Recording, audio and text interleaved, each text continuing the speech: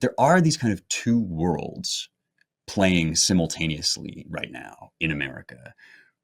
One of which is an old world that is going to come crashing around our ears. And that's the sort of like Joe Biden G7 summit, like globalist Klaus Schwab, Davoisie world. That world seems to me to be like thoroughly out of ideas.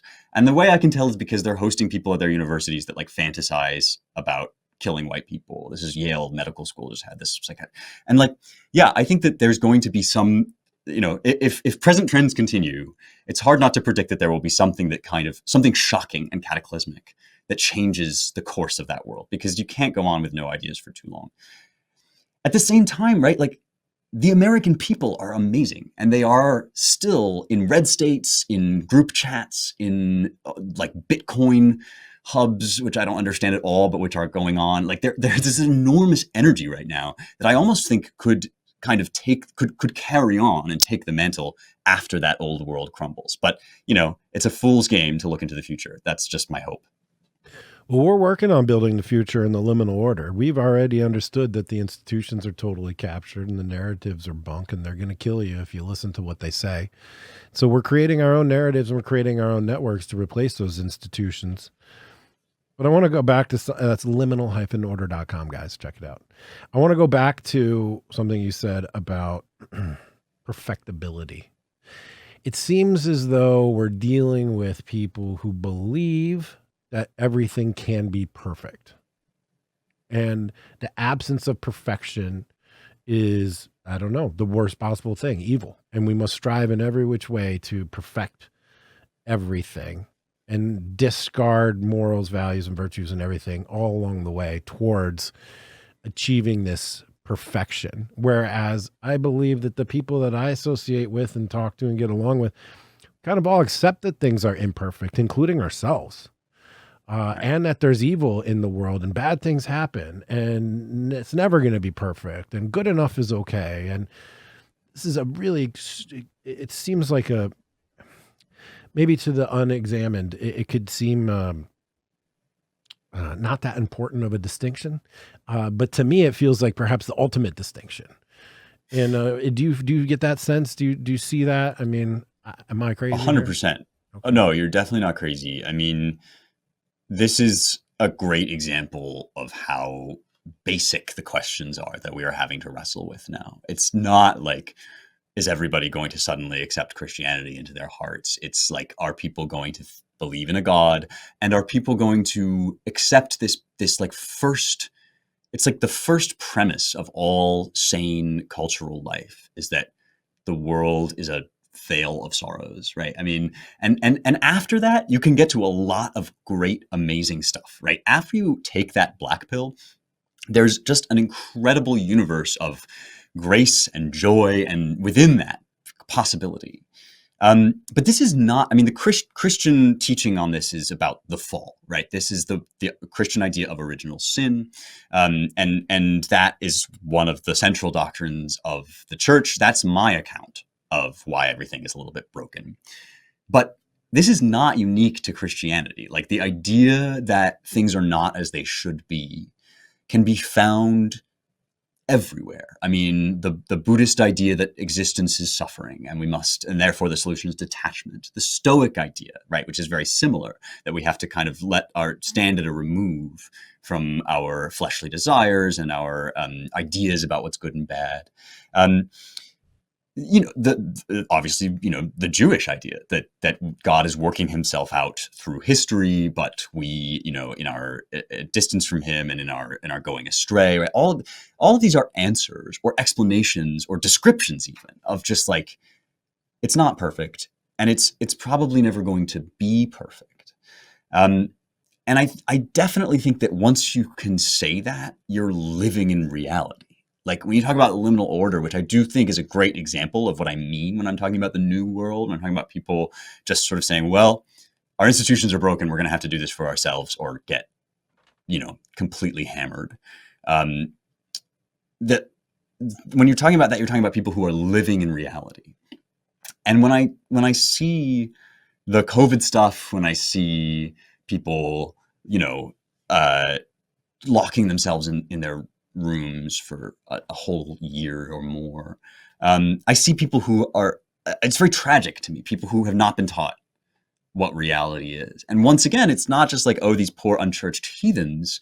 It's like, oh, these people that never like sociologically moved beyond infancy. Like this was a conversation that I remember having with my mother as a toddler. Like, you have to teach these things in tradition. That's part of why the Western tradition is so important. I mean, that Latin word traditio, which is handing down these facts, these realities to people. No, I do think that that's the gateway to just living in the real world. I think that this is part of the reason why the conflict that we face today feels different.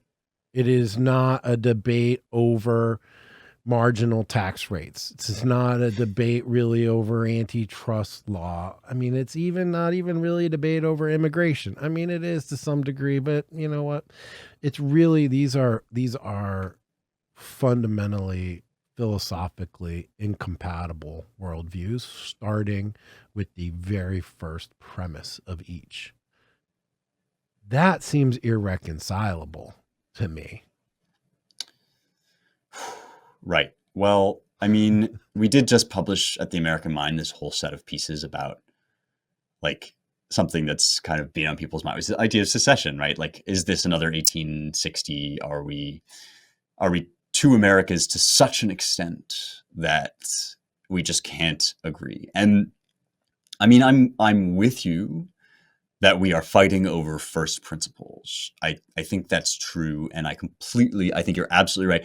I think it was one of those famous like David French moments online where somebody said like, it was my buddy, Michael Knowles said, you're not going to get the kids excited about whatever it was, licensing reform, I think, and that stuff you're talking about, the marginal tax rates, the Reagan era bumper stickers, which were good. Like, I always sound like I'm just like, I hate Reagan or Buckley, and I don't. I don't hate either of them. I think they were great men in their time who responded to the needs of their era, but they were different. I mean, then the existential conflict was outside of America. That was, how are we going to live within America as a strong nation that faces outward against this Soviet threat, right? And this is something that you could also draw from ancient wisdom, and it would be what a Christian would call idolatry, that truths that are real and complicated and urgent in the moment, they get recycled and repackaged into bumper stickers. And then people just trot them out, right? Licensing reform, like small government, limited government, and all of these things, which, they may be good. They're just answers to the wrong questions now, because now we're in this totally different universe. And so I don't hate whatever establishment conservatism. I just think it's like bumper sticker answers to questions that are now 50 years old. And the questions we are asking are much more fundamental and much more internal. So can we resolve those without coming apart at the seams? Like, I think there are some good proposals on the table, and I think these proposals are going to become more plausible going forward, because the kind of stuff that you're describing doesn't go away. Like, you don't just sort of, yesterday we were talking about whether there's such a thing as male and female, and today we just decided it doesn't matter very much. Like, that's not how this sort of thing works. And so more and more you're going to see these proposals like the one in Idaho and Oregon to kind of shave some counties off and put them into Idaho so that these rural red counties can get out from under the heel of these progressive city governments. I think that's a great idea. I would love to see more of that. And there's a possibility that would let us cool our jets, would let us resolve, and would let some of this progressive madness kind of work itself out to its logical conclusion, and people within those communities would catch wise. Because people do, I mean, eventually stuff gets bad enough, people catch wise. You don't meet a lot of refugees from communist countries who are like, well, yeah, that was great under Chavez. Like, I loved that. That was really what I wanted. And so, there's a possibility, I think, for letting off some gas if we get serious about it now. But I hate this because it's so bad when secession is on the table, when civil war is on the table. But I definitely think that you're onto something when you say that like these questions are so existential that they are at least of the type which could generate that sort of thing. And that's no fun. That's no good place to be. The openness of our society has allowed this to percolate up, interestingly enough. And the fact that we didn't institutionalize like these, I mean, we did institutionalize these values in the church and in other institutions, and yet they're failing us, or they've been diminished, or, you know, I don't go to church, so I can't talk trash about it, but people reflect to me that they're not getting what they want, generally speaking, loosely speaking, when describing the church in general, whatever that may mean. And they've been diminished, and they've been culturally and socially mocked and diminished. And the guardrails that we had in place to guide us are gone. And we're like on a 1-lane road at the top of the mountain range, and we're just like, it's too narrow for the car. And we're gonna go over one edge or the other. I was looking back on some of my undergrad studies. I had this amazing professor, Dr. David Williams, at George Mason University, and he taught me English, American literature through Moby Dick and through antinomians and the conflict of the religious types and not. And we went back all the way and read all the precursors into Moby Dick, and then read Moby Dick with that really great context. And one of the things that we read is a collection of sermons from rural pastors in pre-revolutionary times, in like the 1860s, 1850s, 1840s. And man, those folks believed that they were creating a new Zion, and that they were creating God's country, and they were chosen and blessed, and they were on a religious journey. And it was the union between those folks and the cosmopolitan lawyer philosopher types who wanted to see their fancy experiment get put into practice, right? I'm not mocking them, but like, you know, it was definitely an intellectual exercise as much as it was a nation building exercise, right? And then they had to unite with and join forces with, you know, very, very devout religious folks who believed they were building a new nation, and they were Zionists. And so it's built into our revolution. It's built into the fabric of our country. But it has been diminished and diminished and diminished to the point now where, like, if you want to be religious, it's kind of even hard to figure it out. It's kind of hard to figure it out. I mean, it's an extremely curious thing what you're describing. You know, the pilgrims, as William Bradford wrote, they knew they were pilgrims. King James said, "I will harry these people out of England." Right? I mean, they were a persecuted minority, and no joke about it. You know, they had to flee their home country, and yet they were. The thing that they were trying to do was return to a sort of more spare, strict, and devoted form of Christianity. And so there has always been this kind of double reality that people come to this continent to be free of persecution, to be allowed to live their lives as they choose.